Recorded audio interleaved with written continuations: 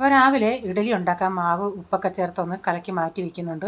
അപ്പോൾ ഇന്നലെ മാവ് അരച്ചോണ്ട് ഇതിൽ നിന്ന് 2-3 തവി മാവ് എടുത്തിട്ട് അതിലേക്കൊരു 2 ടേബിൾ സ്പൂൺ നമ്മുടെ റാഗി പൗഡർ ചേർത്ത് ഞാൻ സെപ്പറേറ്റ് മാറ്റി വെച്ചിട്ടുണ്ട്. കാരണം പിള്ളേർക്ക് ഇത് പൊടി ഇങ്ങനെ ചേർത്ത് ഉണ്ടാക്കുന്ന ഇഷ്ടമല്ല. എന്നാലും ഞാൻ ഇടയ്ക്കൊക്കെ 1 ടേബിൾ സ്പൂണൊക്കെ മൊത്തത്തിൽ മിക്സ് ചെയ്ത് ഉണ്ടാക്കാറുണ്ട്.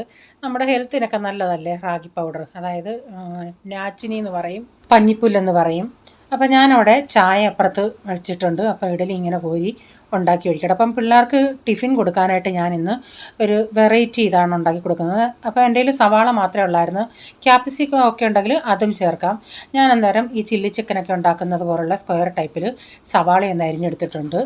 അപ്പോൾ ഇഡലി തണുത്തുണ്ടെങ്കിൽ ഞാൻ ഇഡലി ഒന്ന് ഇളക്കി എടുക്കുന്നുണ്ട്. എന്നിട്ട് ആ ഇഡലി അതൊരു 4 പീസാക്കി കണ്ടിച്ചെടുക്കുന്നുണ്ട്. ഞാനിവിടെ ഒരു കടായി വെച്ചിട്ട് അതിലേക്ക് ഒരു ഇച്ചിരി ഓയിൽ ഒഴിച്ചിട്ട് ഈ സവാള ഇതിലിട്ടൊന്ന് വാട്ടിയെടുക്കുന്നുണ്ട്.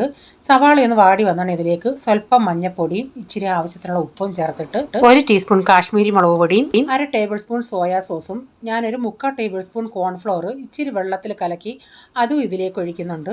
എന്നിട്ട് 2 ടേബിൾ സ്പൂണോളം ടൊമാറ്റോ സോസും ചേർത്തിട്ട്, ടൊമാറ്റോ സോസൊക്കെ നിങ്ങളുടെ ടേസ്റ്റ് അനുസരിച്ച് ചേർക്കാം. 1 ടീസ്പൂൺ പഞ്ചസാരയും ചേർത്ത് നന്നായി മിക്സ് ചെയ്തിട്ട് ഈ പീസാക്കിയ ഇഡലി ഇതിട്ടിട്ട് ആദ്യം ഇങ്ങനെ ഒന്ന് കുടഞ്ഞു കൊടുക്കണം.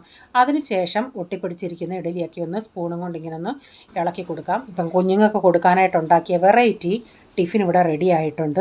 നിങ്ങളും ഇതൊന്ന് ചെയ്ത് നോക്കുക, കുഞ്ഞുങ്ങൾക്കൊക്കെ വളരെ ഇഷ്ടപ്പെടും. പിന്നീട് ബ്രേക്ക്ഫാസ്റ്റിനായിട്ട് ഇഡലിക്ക് ഞാൻ ചമ്മന്തിയാണ് ഉണ്ടാക്കിയത്. അപ്പോൾ ഇച്ചിരി പൊട്ട് കടലയൊക്കെ അരച്ചിട്ടാണ് ചമ്മന്തി അരച്ചെടുത്തത്. അതിലേക്കിപ്പം കടുകൂടെ വറുത്തി ചേർത്തിട്ടുണ്ട്. അപ്പോൾ അവർക്കൊക്കെ ചായ കൊടുത്ത് ഇനി എനിക്ക് കൂടെ ഒരു ചായ എടുക്കട്ടെ.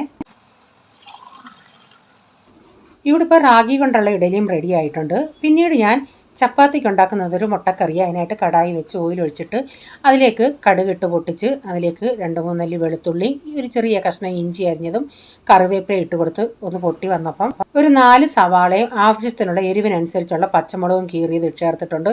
ഇതിൽ മുളക് പൊടി ചേർക്കുന്നില്ലേ, ആവശ്യത്തിനുള്ള ഉപ്പ് ഇട്ട് ഇത് നന്നായി ഒന്ന് വഴറ്റിയെടുക്കാം.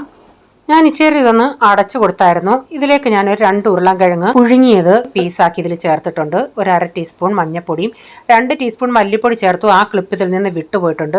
എന്നിട്ട് ആ പൊടിയുടെ പച്ചമണം പോകുന്നിടം വരെ ഒന്ന് ഞാൻ വഴറ്റിയെടുത്തതിന് ശേഷം മൂപ്പിച്ചെടുത്തതിന് ശേഷം ഇതിലേക്ക് 1 മുറി തേങ്ങ, 2 ഏലക്ക, 1 ടീസ്പൂൺ പെരുംജീരകം നന്നായി അരച്ചത് ചേർത്തിട്ട് ആവശ്യത്തിനുള്ള വെള്ളം ഒഴിച്ച് ഉപ്പും ചേർത്ത് അതൊന്ന് തിളച്ച് വന്നുടനെ മുട്ട ചേർത്ത് കൊടുത്തിട്ടുണ്ട്.